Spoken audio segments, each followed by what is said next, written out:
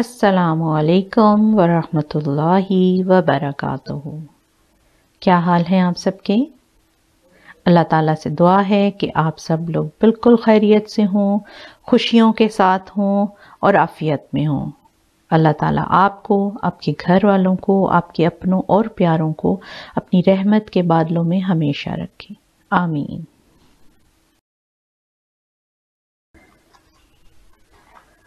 अल्लाह ताला का इरशाद है, और बेशक हमने कुरान को नसीहत के लिए आसान कर दिया है, तो क्या कोई है नसीहत कबूल करने वाला?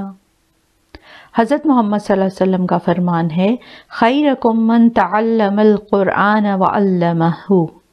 तुम में से सबसे बेहतर है वो शख्स जो कुरान सीखे और दूसरों को सिखाए।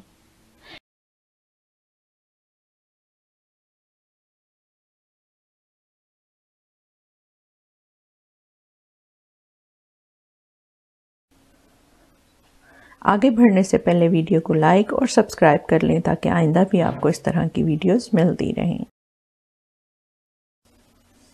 बिस्मिल्लाहिर्रहमानिर्रहीम। आज का हमारा लफ्ज़ है सीन हा रॉ।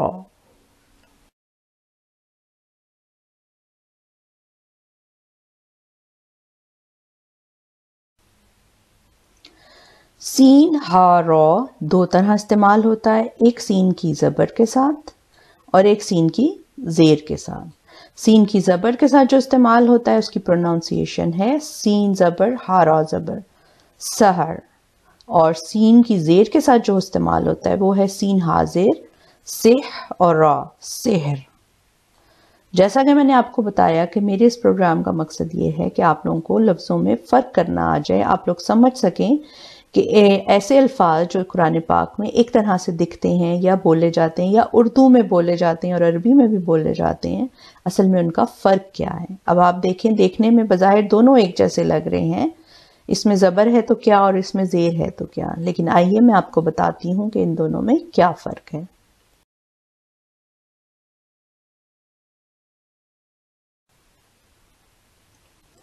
सहर उर्दू में भी बोला जाता है सीन ज़बर के साथ सहर। सहर का मतलब हम उर्दू में लेते हैं सुबह के वक्त के लिए, तो अरबी में भी ये इस्तेमाल होता है। इसका मतलब होता है तलुए आफ्ताब से कुछ पहले का वक्त, जिसको हम तड़का भी कहते हैं, भोर का लफ्ज़ भी आता है। सहरी का वक्त जो होता है ख़ास तौर पर सहर, सहरी इसी से है। जब हम रोज़े की तैयारी करते हैं, रोज़े के लिए जब उठते हैं तो वो सहरी का वक्त होता है।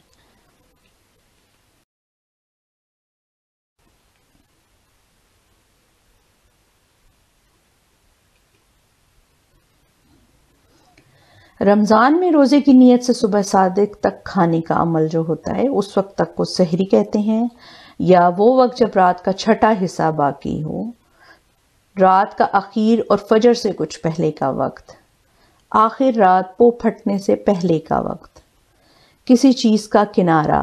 अगर आप सुबह के वक्त सूरज निकलता हुआ देखें तो बिल्कुल वो किनारे पर होता है। स्याही पर नमूदार होने वाली सफ़ेदी को भी सहर कहते हैं। उर्दू में इसके मुतालिक बहुत सारे मुहावरे हैं, लेकिन चंद एक जो हैं वो मैंने आपके लिए चूज़ किए हैं, जैसे शामो सहर, सफ़ेदा सहर, सितारा सहर, जिससे हम सुबह का सितारा भी कहते हैं। तो ये सारे अल्फाज उर्दू में इस्तेमाल होते हैं और हम इसको कंफ्यूज करते हैं दूसरे लफ्ज़ के साथ।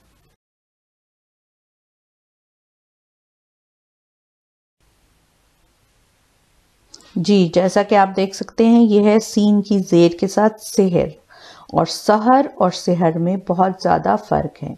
सेहर कहते हैं जादू, टोना, मंतर, असर, तासीर, कशिश।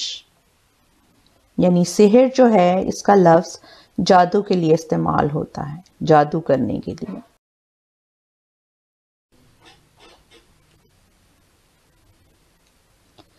हर वो चीज़ जिसका कोई मख्फी सबब हो, छुपा हुआ सबब हो, और वो अपनी हकीकत के ख़िलाफ़ ज़ाहिर हो। हर वो चीज़ जिसके हसूल में शैतानी ज़राए से मदद ली जाए, जिसका माखज़ नहायत लतीफ़ व दकीक हो। जादू, टोटका, नज़रबंदी, किसी चीज़ का खिलाफ हकीकत नज़र आना, धोखा या मलम्मा साजी। उर्दू में भी इसके लिए बहुत सारे मुहावरे और लफ्ज़ इस्तेमाल होते हैं और जुमले, जिसमें से कुछ ये हैं। سحر باطل ہونا یعنی جادو ناکام ہو جانا، سحر زدہ جس پہ جادو کیا گیا ہو، علم سحر جادو کا علم حاصل کرنا۔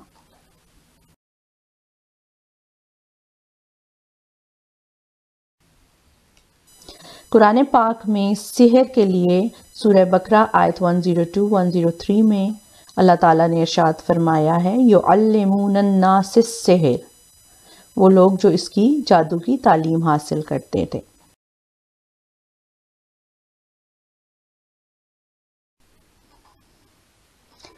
اور یہ سلیمان کے عہد حکومت میں اس جادو کے پیچھے پڑ گئے جو شیاطین پڑھا کرتے تھے، اور سلیمان نے کفر نہ کیا بلکہ شیطان کافر ہوئے جو لوگوں کو جادو سکھاتے تھے، اور یہ تو اس جادو کے پیچھے بھی پڑ گئے تھے جو بابل شہر میں 2 فرشتوں ہاروت اور ماروت پر اتارا گیا تھا، اور وہ دونوں کسی کو کچھ نہ سکھاتے تھے جب تک کہ یہ نہ کہہ لیتے کہ ہم تو صرف لوگوں کا امتحان ہیں، تو اے لوگوں تم اپنے ایمان کو ضائع مت کرو۔ بنی اسرائیل حضرت سلیمان علیہ السلام پر یہ الزام لگاتے تھے کہ نعوذ باللہ وہ جادو کرتے ہیں، جبکہ اللہ تعالیٰ نے یہاں پر حضرت سلیمان علیہ السلام کی برات بتائی ہے کہ وہ کفر نہیں کرتے تھے بلکہ یہ خود یہ کفر کرتے تھے، اور کفر کس چیز کو کہا ہے؟ سحر کو، یعنی جادو کرنا یا کرانا جو ہے وہ سحر جو ہے وہ کفر ہے۔ اور ہمارے ہاں 2 ایکسٹریم پائی جاتی ہیں، ایک وہ ہے جو بالکل جادو کو نہیں مانتی کہ ایسا کچھ بھی نہیں ہوتا، اور دوسری ایکسٹریم یہ کہ وہ سب کچھ اسی کو مانتی ہے، جبکہ اللہ تعالیٰ نے اگلی ہی آیت میں یہ فرمایا ہے کہ کسی کو اللہ کے حکم کے بغیر کوئی نقصان نہیں پہنچا سکتے۔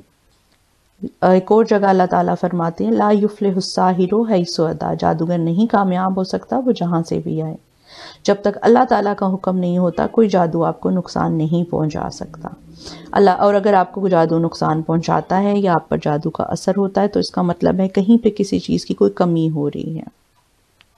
حضرت محمد صلی اللہ علیہ وسلم نے ہمیں بہت ساری چیزیں بتائی ہیں جن پر اگر ہم عمل کریں تو ہم ان چیزوں سے جادو وغیرہ سے بچ سکتے ہیں۔ حضرت محمد صلی اللہ علیہ وسلم نے فرمایا سورہ بقرہ پڑھا کرو کیونکہ اس کا پڑھنا باعث برکت ہے اور نہ پڑھنا باعث حسرت ہے، جادوگر اس کے توڑ کی طاقت نہیں رکھتے۔ کئی جگہ پر سورہ بقرہ کا ذکر آیا ہے کہ اس کو پڑھنا بہت زیادہ باعث برکت ہے۔ اکثر لوگ یہ کوشچن کرتے ہیں کہ سورہ بقرہ ہم کیسے پڑھیں، یہ تو بہت بڑی ہے، ہم ڈیلی نہیں پڑھ سکتے۔ آپ دیکھیں اس حدیث میں کہیں پہ بھی یہ نہیں لکھا کہ ڈیلی پوری کی پوری سورہ بقرہ پڑھا کرو، حالانکہ آلدو یہ کوئی مشکل بات نہیں ہے، جن لوگوں کو عادت ہوتی ہے وہ پڑھ بھی لیتے ہیں، لیکن جن کو نہیں عادت تو آپ اس طرح کر سکتے ہیں کہ اس کو ڈیوائیڈ کر لیں کہ آپ روز ایک پورشن اس کا پڑھیں گی، چاہے 1 پیج ہے، 2 پیجز ہیں، 3 پیجز ہیں، یا ربا ربا کر کے پڑھ لیں، ایک دن ربا پڑھ لیا، پھر نصف، پھر ثلاثہ، اس طرح 4 دن میں آپ کی سورہ بقرہ ایک پارہ ہو جائے گا، پھر اگلے 4 دن دوسرا، لیکن یہ ہے کہ اس کو پڑھتے رہنا چاہیے، تھوڑا پڑھیں زیادہ پڑھیں ضرور پڑھیں، اور کوشش کریں کہ گھروں میں لگائیں بھی اس کی تلاوت۔ آج کل تو موبائلز ہیں، بہت زیادہ آسانی ہے، بس لگا کے اس کو رکھ دیں تاکہ پورے گھر میں اس کی آواز جائے اور برکت نازل ہو۔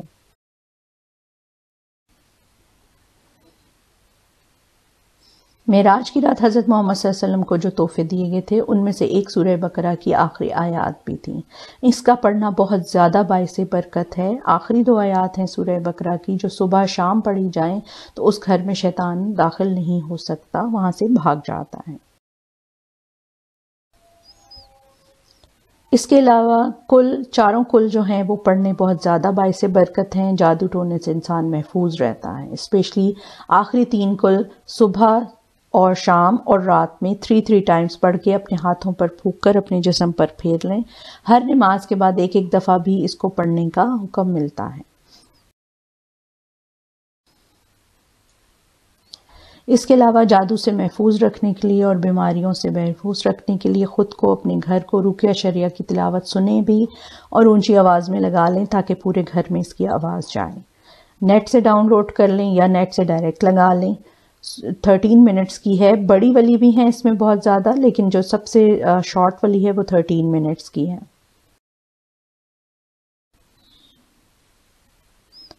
اس کے علاوہ آیت الکرسی، آپ کو پتہ ہے آیت الکرسی جو ہے وہ کتنی بڑی نعمت ہے، سب سے فضیلت والی آیات میں سے ہے قرآن کی۔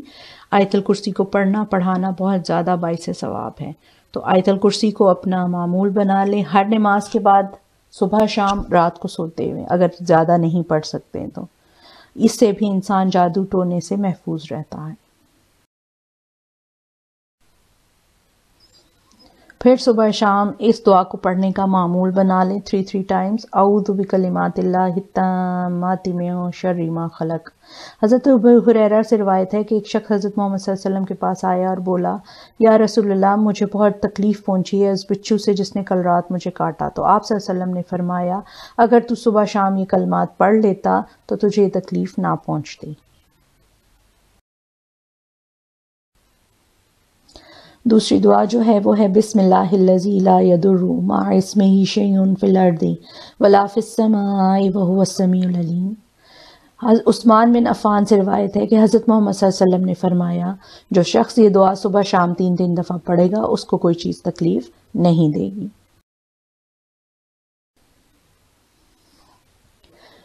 پھر لا الہ الا اللہ وحدہ لا شریک لہ لہ الملک ولہ الحمد وہو علی کل شیء قدیر پڑھنا 100 دفعہ صبح اور 100 دفعہ شام.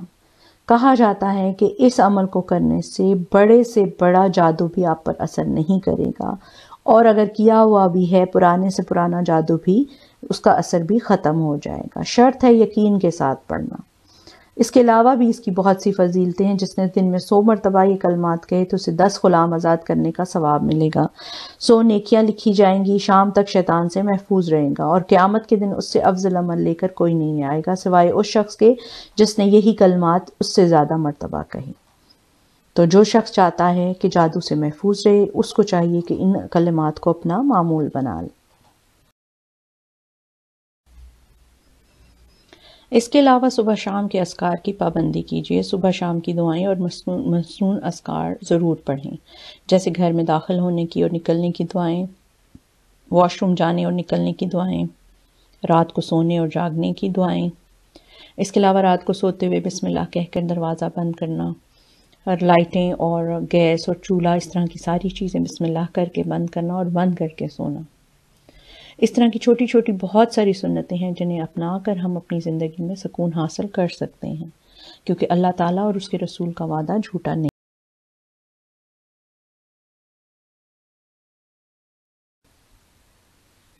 امید ہے اب آپ لوگوں کو سحر اور سحر کا فرق سمجھ آ گیا ہوگا. سحر کہتے ہیں صبح کو اور سحر کہتے ہیں جادو کو. ہم اردو میں اکثر نام رکھ لیتے ہیں سحر، لیکن پھر ہم سحر سحر بولتے رہتے ہیں، حالانکہ اس کا مطلب ہوتا ہے جادو. تو امید ہے اب آپ قرآن پاک پڑھتے ہوئے یہ غلطی نہیں کریں گے.